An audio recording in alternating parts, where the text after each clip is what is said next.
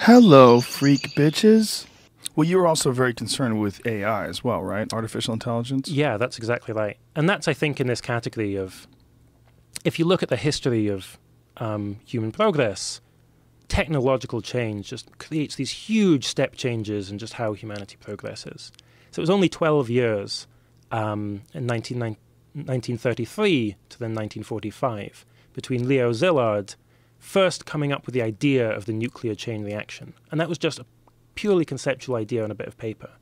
12 years from that to then the deployment of the first nuclear bomb. And think how radical a change that is, having suddenly being in the nuclear age. That was only 12 years. Yeah, and we went over the invention of the airplane to dropping an atomic bomb out of the airplane. And I believe it was 50 years, right?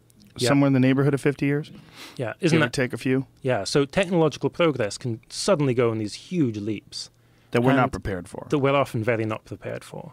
And I think artificial intelligence is in this category where we're really making radical progress in AI, especially over the last 5 years. It's really one of the fastest developing technologies, I think, and yet has huge potential in so many different ways. And as with any new technology, huge positive potential. Really, if you get AI right, you can solve almost any other problem. But also potential risks as well, where there's risk that might be more familiar, worries about automation, unemployment, worries about autonomous weapons, which I think should be taken seriously. And then also just worries about, well, what if we really do manage to make human-level artificial intelligence? There's very good arguments that would then quickly move to superhuman-level artificial intelligence. And what then? Are we now in a situation like the Neanderthals versus Homo sapiens, where we've suddenly created this intelligence that is greater than our own? Are we able to control that? Are we able to ensure that that transition is positive rather than negative? Have you ever considered the possibility, when you look at all the impoverished people in the world, all the cruelty, all the people that are so just concerned with material possessions and shallow thinking and war and just the evil that men do, is it possible that we're sort of an outdated concept, that what we are as these biological organisms that are still slaves to the whole Darwinian evolutionary survival of the fittest, natural selection sort of paradigm that we've operated under for all these many thousands and hundreds of thousands of years as humans? Is it possible that we're giving birth to the next thing? That just like we don't long for the days when we used to be monkeys throwing shit at each other from the trees, one day we will be something different, whether it will be a combination of us and these machines, or whether we're going to augment our own intelligence with some sort of artificial, whether it's some sort of an exo brain or something that's going to take us to that, or it's going to be simply that we create artificial intelligence. Artificial intelligence no longer has use for us because we're illogical, and then that becomes the new life form. Yeah. And then we're hide in the cave somewhere, hoping the Terminators don't get us. Yeah, I mean, I think, like, over the long term, I mean, with all of these things, the question of kind of timelines is very hard. And sometimes people want to reject this sort of discussion because, oh, this is so far in the future. Whereas I think, like, if something's sufficiently important, we should be talking about it even if maybe it's, decades or generations hence. It might not be, right? I mean, it might not be that far away. But who knows? Like with the atomic bomb, that was hugely fast progress, just, 12 years. So we want to be prepared. But then as for is it going to be Homo sapiens around for the next, in 1,000 years' time? I think that would just be extremely unlikely. That will be around? You think we're not going to be around anymore? Yeah, I mean, I think if intelligent creatures are still around, it's going to be in 1,000 years' time, it's going to be something that's not Homo sapiens, like you said. There's kind of three... or it's like not what we would consider kind of typical humans now. Well, we're obviously severely flawed, right? I mean, if you ask people, if you ask the average person, do you think that in your lifetime you can imagine a world without war? Most people say no. Like the vast majority of people say no. Yeah. A world without crime, a world without violence, a world without theft. Most people say no. that just shows you how inherently flawed most people view the human species. You know, we know that we can do it in small groups. You know, like if the three of us were on an island, I'm pretty sure we wouldn't be stealing from each other and murdering each other, right? Just a few of us. But when you get to large-scale humanity, it becomes very easy to disassociate or create this diffusion of responsibility where there's, you know, enough people so you don't really value them as much, and you're allowed to get away with some pretty heinous stuff, especially when you consider drone warfare, things that we're able to do long distance where we're not seeing the person that we're having the effect on. Yeah, absolutely. It's a very flawed thing, the human species. Wouldn't it be better if something better came along? I mean, I think there's, sort of. Yeah, I think there's not a case good for you and I, though. Not, well... We'd be obsolete. Yeah, I mean, well, we're going to be obsolete in 100 years anyway. I mean, as in, we'll be dead. Right. So the question is just, will our kind of, you know, generations hence, will, you know, it's not, the question's not really about us, it's about our grandchildren, let's say. Well, it really forces the idea to be considered, like, what is valuable about life? Like, is it the experience? Is it happiness? Is it shared fun? Is it love? Like, what's valuable about being a person? Yeah. And how much of that is going to change if we're made out of something that people have created, or maybe we're made out of something artificial intelligence has created because we've created something that's far superior to us. So, yeah, I mean, I have a view on this, as you might expect, where, I mean, in my view, the thing that's valuable and the only thing that's valuable ultimately is conscious experience. So that's good, good conscious experiences, happiness, joy, and so on. That's positive. That's good for the world. Negative conscious experiences, suffering, pain, distress, those are bad for the world. And so that's why, you know, it's a good thing for me to do some service to you, to benefit you, but I can't do anything good to benefit this bottle of water. Right. And so then the key question in terms of what should we think about, supposing it is the case that, you know, 1,000 years' time, it's now synthetic life, it's artificial intelligence or something that's that are in charge and there are no longer any humans. Would this be good or bad? The question for me is, you know, are they having conscious experiences, and are those conscious experiences good or bad? So that's it, just conscious experience. Yeah, so it's a controversial... That seems so selfish. It's a controversial view. There's a thought experiment which is often used to challenge this view. Do you want to hear it? Yes. So it's called the experience machine. And the idea is, supposing that tomorrow you could plug into this machine. It's like the most amazing VR you could ever have. And in this machine, you will live for, let's say you'll live for 200 years, and you'll be in the most amazing bliss. You'll have the most amazing experiences of, you know, and your experiences will involve incredible relationships, incredible creative achievement, and so on. And it'll just be like the perfect life that you could live experientially for the next 200 years. And the question is, insofar as you are self-interested, so put aside considerations you might have about wanting to make the world a better place, but just insofar as you care about yourself, would you plug into this thing? Bearing in mind that in a certain sense, all of these experiences are going to be fake. You're going to have experiences of having amazing friendships, writing great works of art, and creating great works of art, and so on. But they're not going to be real. It's just sensory inputs provided by a computer.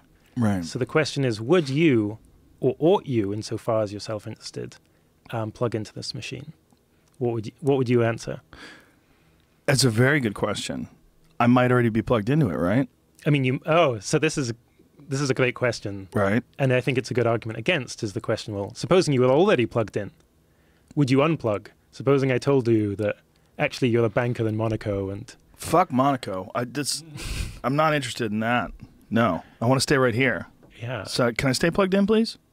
Do I have to pay more? What do I have to do? You would have to do nothing. But it's interesting then if people think... So most people, and it seemed like maybe yourself, would intuitively you'd say, no, I wouldn't plug into this machine. I don't know if I would say that. I would have to really deeply consider it, because right now it's just so abstract, this idea that could be possible. It's fantasy. We're having fun. But when you talk to the leading minds when it comes to virtual reality or artificial reality or simulation theory. You know, when they start talking about what will be possible one day, they're going to, without a doubt, within 100 years or 500 years or whatever the number is, they're going to be able to create an artificial reality that's indiscernible from this reality. You're going to be able to feel things. There's going to be emotions that come to you. They're going to be able to recreate every single aspect of an everyday life. It's just a matter of time. I mean, they're really close now, and not really close in terms of like they don't give you emotions and they don't give you feeling, but if you put on an HTC Vive and go through some of those virtual reality games, I mean, it's bizarre how real it feels. Yeah. And when you go back to like playing Pong, did you ever play Pong? Yeah, absolutely. You know, it's such a weird thing that happened inside of when I was a kid. Pong came along and we were blown away. We couldn't believe that we could actually do something on the television and you could see it move. It was so fantastic. And if you gave that to one of my kids, they'd spit on it. They'd be like, what kind of piece of shit video game is this? Like, they would think it's just so ridiculous. But to me, at the time, it was amazing. You go from that to one of these HTC Vive games, which has all taken place within my lifetime, and you go, well, a lifetime from now, if you follow the exponential increase in the ability, the technological innovation, it's going to be spectacular. I mean, it's going to be... Absolutely. So when that does happen, how will you be able to know? If it's indiscernible, how will you know if you're in it? And how do you know if you're not in it right now? That's the real question, right? Yeah, I mean, there are actually some arguments for thinking, you know, this is Nick Bostrom, a colleague of mine, his simulation argument for thinking we are in a simulation right now. In fact, it's very likely that we should be. Yeah. That do you buy that? I'm kind of agnostic. I think you should take the hypothesis seriously. But I think the argument doesn't quite go through for what's attractive and what's not attractive about that theory to you. Okay, his version of it. Yeah, so the argument is that frame it if you could, like his version of it. Yeah. So his argument is that in the future, supposing we believe that the human race doesn't go extinct, or post-humans don't go extinct over the next few thousand years, and secondly that the people in the future have an interest in recreating their past, just for kind of historical interest or for learning, that they're going to be interested in running, because they're now going to have huge, amazing computer power. They're going to be able to create simulations of the past. That they're going to have some interest in running simulations of the past. Well, if that is true, then the number of simulations that these future people are going to be running will vastly outnumber the number of actual timelines, the kind of base universe, as it were.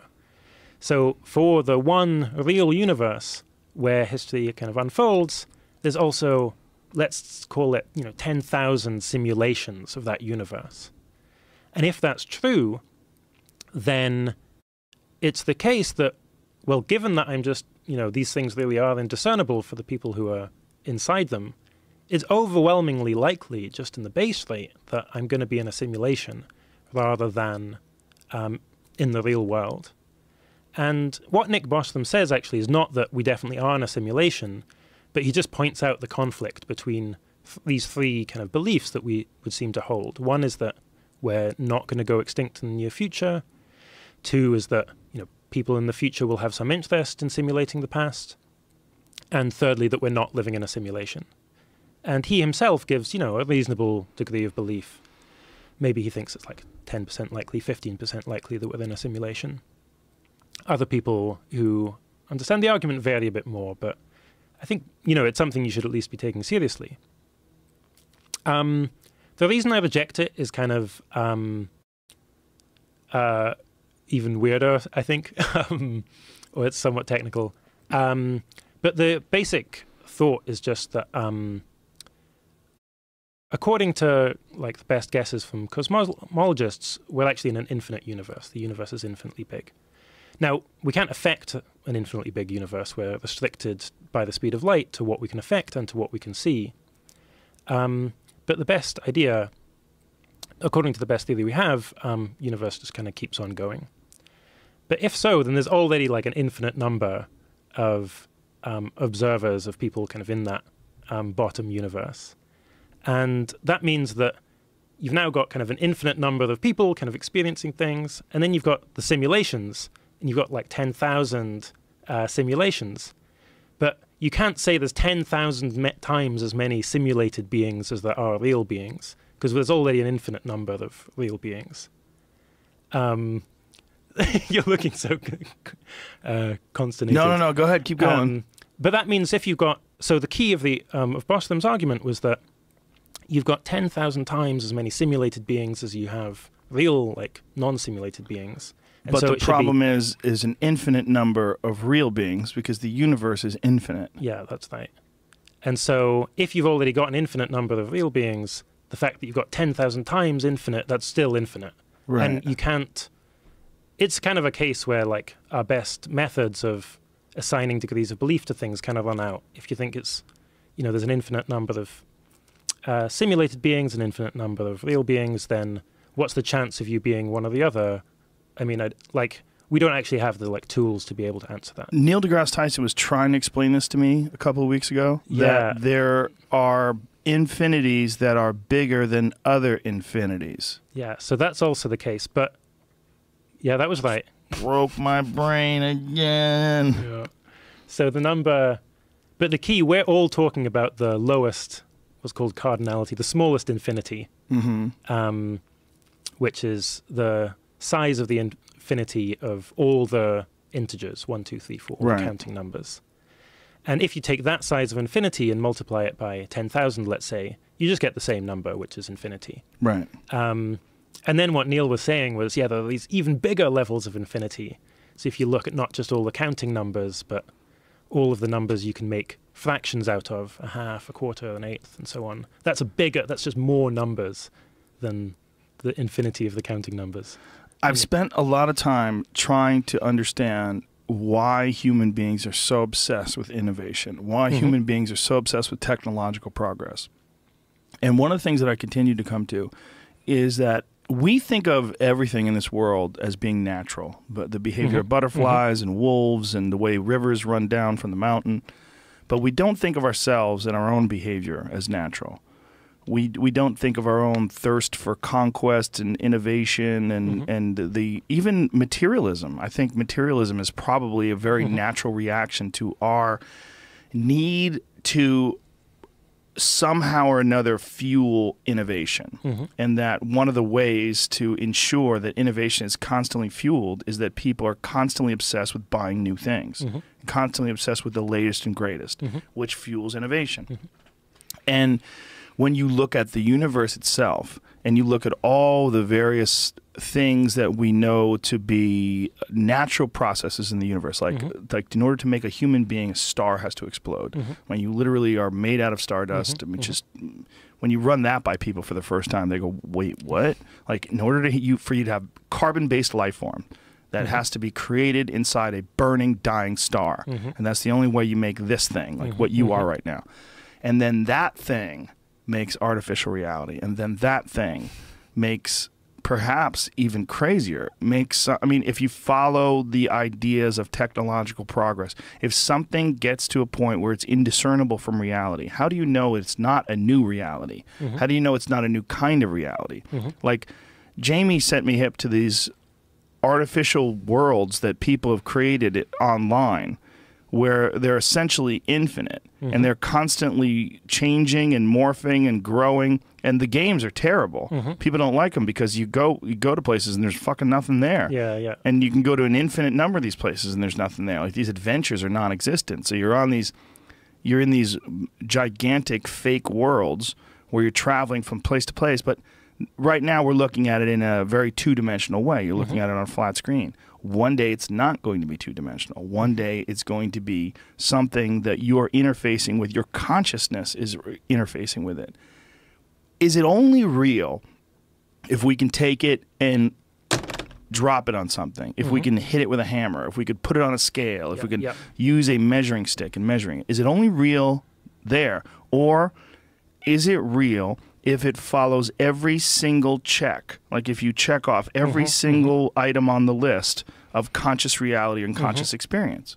Yeah, I think that's a great question, because I think the dichotomy that a lot of people think in terms of natural, non-natural, I think it's just meaningless. I mean, people firstly think this is natural and this is not. I mean, in a sense, everything we're doing is natural because we, like, Homo sapiens are part of a natural process. And maybe in another sense, everything we're doing is not natural. But then why does that matter? What's the moral relevance of something being natural versus not natural? Right. Lots of stuff that happens in the natural world is just really awful. Huge amounts of cannibalism, rape, murder, suffering.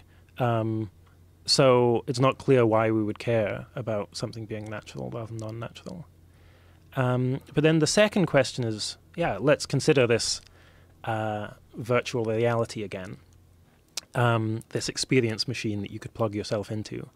And as part of the description, I said, none of this would be real. You'd have all of these interactions with people that you think are friends and so on, but that wouldn't be real.